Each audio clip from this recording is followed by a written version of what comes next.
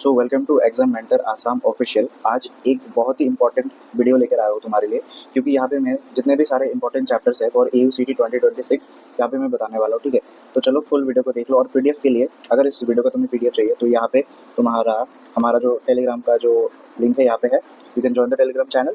और वहाँ पे तुम्हें इस जो लेक्चर का पीडीएफ तुम्हें वहाँ पे मिल जाएगा। तुम्हें इसका पीडीएफ का रिक्वायरमेंट भी होगा, यहाँ से अगर स्क्रीनशॉट मार सकते हो थोड़ा सा दिक्कत होगा, बट पीडीएफ के लिए you can join our Telegram channel. तो चलो स्टार्ट करते हैं without any further delay. Okay, तो स्टार्ट करते हैं। चलो मैं पेन चेंज करता हूँ। Okay, let's start with physics का पोर्शन। ठीक है, फिजिक्स में क्या है, पहले देख लो तुम्हारा priority 1।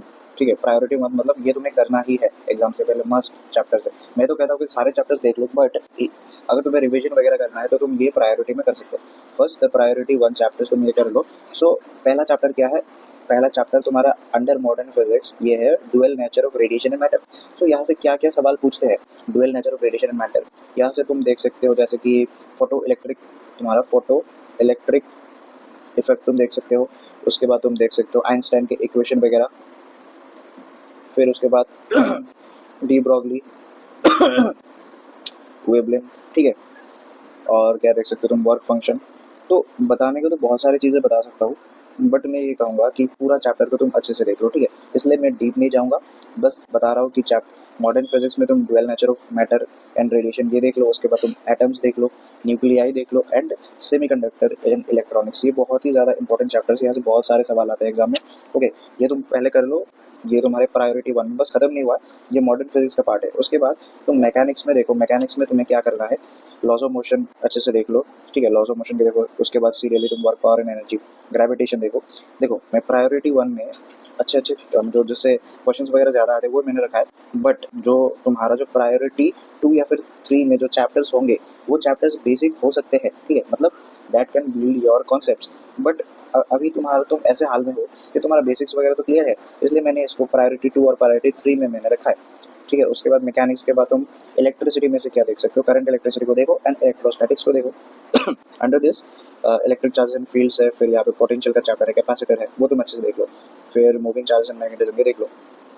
Optics is very important, ऐसे बहुत सारे सवाल आते हैं। Ray optics and way optics सबसे ज़्यादा इंपॉर्टेंट है, रे ऑप्टिक्स। उसके बाद तुम वेव ऑप्टिक्स देख सकते हो। हीट में से तुम्हारा थर्मोडायनेमिक्स से बहुत सारे सवाल आते हैं, केटीजी भी तुम देख लो। ओके, ये देखो यहाँ पे पीडीएफ के लिए you can join our Telegram channel. हाँ, ये प्रायोरिटी 1 में सारे चीज़ें कंप्लीट हो चुके हैं। मैं फिर से बता दे रहा हूँ, मॉडर्न फिजिक्स में से तुम dual nature, atom, nuclei, semiconductor देख लो अच्छे से। डिटेल में नहीं जाऊँगा क्योंकि बहुत सारी चीज़ें ऐसे ही मैंने प्रायोरिटी वाइज मैंने तोड़ दिया है। सो तुम पूरा चैप्टर को अच्छे से देखो। उसके बाद मैकेनिक्स से तुम लॉज ऑफ मोशन, वर्क और एनर्जी, ग्रेविटेशन ये अच्छे से देखो। हीट में से थर्मोडायनेमिक्स, केटीजी। इलेक्ट्रिसिटी में से करंट इलेक्ट्रिसिटी, इलेक्ट्रोस्टैटिक्स है, मूविंग चार्जेस एंड मैग्नेटिज्म है। उसके बाद ऑप्टिक्स इज वेरी इंपॉर्टेंट, जैसे कि मैंने बताया। इसमें से तुम रे ऑप्टिक्स देखो एंड वेव ऑप्टिक्स देखो। ठीक है, ये प्रायोरिटी 1 इज कंप्लीटेड। तुम ये सीरीज में करो। उसके ये तुम्हारा प्रायोरिटी 1 खत्म हो गया, तो तुम्हारा रोटेशनल मोशन देख लो। उसके बाद ऑसिलेशंस देख लो, वेव्स वगैरह देख लो। इसे प्रायोरिटी 2 में रखा है क्योंकि इससे सवाल कम आते हैं। ईएमआई देख लो, इलेक्ट्रोमैग्नेटिक इंडक्शन।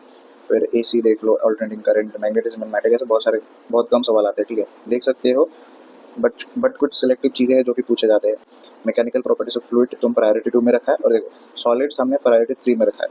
ये प्रायोरिटी 3 वाला तुम तभी करो जब तुम्हारे पास टाइम है, बट मैं कहता हूँ कि अच्छा स्कोर के लिए तुम्हें सारे चैप्टर्स को देखना चाहिए, बट ये प्रायोरिटी ऑर्डर में तुम रिवीजन वगैरह, इफेक्टिव रिवीजन के लिए तुम ये कर सकते हो। यूनिट्स एंड मेजरमेंट, डायमेंशन, ये सबको आता है। वही गिने चुने सवाल है। ग्रेविटेशनल कांस्टेंट का डायमेंशनल फॉर्मूला बताओ, एरर्स का कुछ पूछ देंगे, वर्नियर कैलिपर, स्क्रू गॉज, यही सवाल पूछे जाते हैं। फिर मोशन इन 1D ये भी सबको आता ही है मोर और लेस, क्योंकि 11-12 में सभी ये इनिशियल चैप्टर्स है ना, ये बहुत ही अच्छे से करते हैं, इसलिए मैंने प्रायोरिटी 3 में रखा है और सवाल भी कम आते हैं इससे। फिर system of particles, centre of mass का जो पार्ट है। उसके बाद मैकेनिकल प्रॉपर्टीज ऑफ सॉलिड और थर्मल प्रॉपर्टीज ऑफ मैटर, इसको मैंने प्रायोरिटी 3 में रखा है। तो ये हो गया तुम्हारा फिजिक्स का पोर्शन।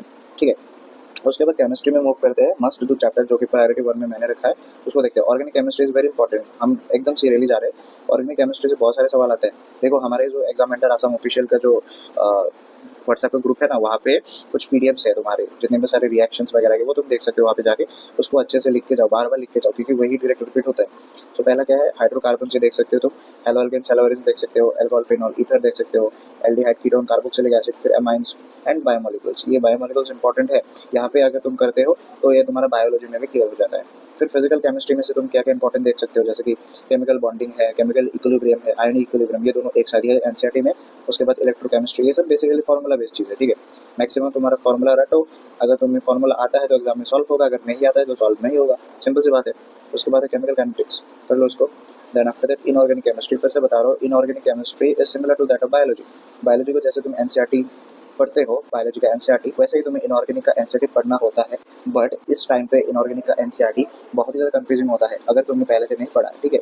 तो हम जो क्वेश्चंस तुम्हें चैप्टर वाइज प्रोवाइड किए हैं, जो कि पेड गाइडेंस बैच या फिर प्रीमियम बैच में, ठीक है, वो बैच का प्राइस एकदम मिनिमल है। अगर तुम्हें लेना है तो अभी भी ले सकते हो, क्योंकि वहाँ पे चैप्टर वाइज तुम्हारा चैप्टर वाइज हमने जितने भी सारे प्रेडिक्टेबल क्वेश्चन है हमने वहाँ पे दे रखा है। तो अगर तुम्हें इनऑर्गेनिक के चैप्टर्स पढ़ने का मन नहीं है तो तुम हमारे जो पेड बैच है उसको ज्वाइन करके वहाँ से तुम चैप्टर वाइज इसको प्रैक्टिस कर सकते हो, ठीक है। वहाँ से तुम्हें ये यहाँ पे 2 चैप्टर्स है, वहाँ से तुम सारे चैप्टर्स कर सकते हो और तुम्हारे जो सिलेक्शन के चांसेस है वो तुम बढ़ा सकते हो। कोऑर्डिनेशन कंपाउंड्स तुम करो, उसके बाद डीएनएफ लो।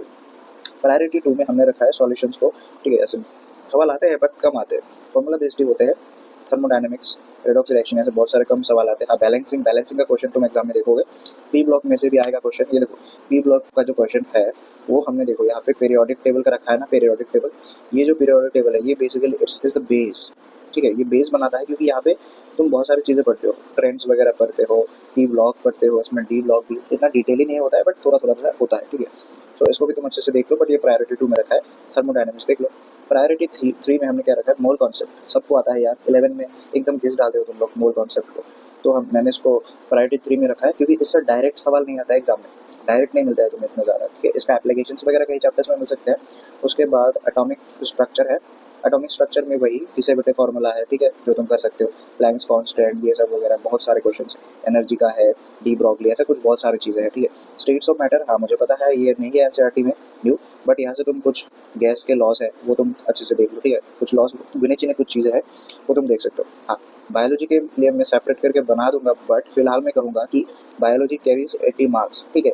उस 80 मार्क्स के लिए तुम अच्छे से, कितने चैप्टर से ज़्यादा नहीं है ना, तो तुम अच्छे से उसको एनसीईआरटी से अच्छे से कर लो। और अगर तुम एनसीईआरटी पढ़ने का मन नहीं है तो हमने बहुत ही अच्छे से प्रेडिक्टेबल क्वेश्चंस, जो कि ईच एंड एवरी पोर्शन को कवर करता है, उस क्वेश्चंस को तुम कर लो तो तुम्हारा एनसीईआरटी हो जाएगा ऑलमोस्ट, ठीक है। मैक्सिमम चीज़ें हो जाएगा। हाँ, फिर से कह रहा हूँ कि if you want the PDF of this lecture then you can get in our Telegram channel, उसको ज्वाइन कर लो वहाँ पे। और तुम्हें बेनिफिट क्या मिलने वाला है, वहाँ पे हम डेली क्विजेस रख रहे हैं और वहाँ पे कुछ फ्री रिसोर्सेज हम प्रोवाइड कर रहे हैं। सब चीज़ें फ्री प्रोवाइड करना हम प्रोवाइड नहीं कर सकते हैं क्योंकि मेहनत लगता है गाइस बनाने में, ठीक है, हार्ड वर्क लगता है। सो वहाँ पे हम कुछ रिसोर्सेज फ्री रख रहे हैं तुम लोगों के लिए, जैसे कि क्विजेस वगैरह है। और देखो ये इसका पीडीएफ है और बहुत सारे